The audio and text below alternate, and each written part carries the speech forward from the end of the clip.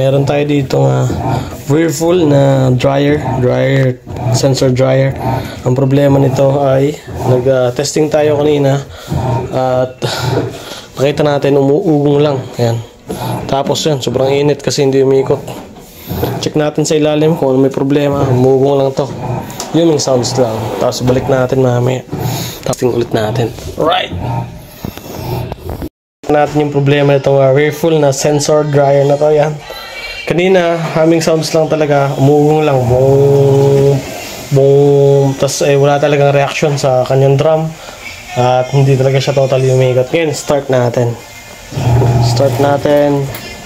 Ayan, ayun o. So, okay na. Umiikot na yung Whirlpool dryer. Pwede na ulit sila magtuyo. Dami lamok. Ayan, okay na yung unit. Pwede sila maglaba. Peace out! Compress ko na lang to.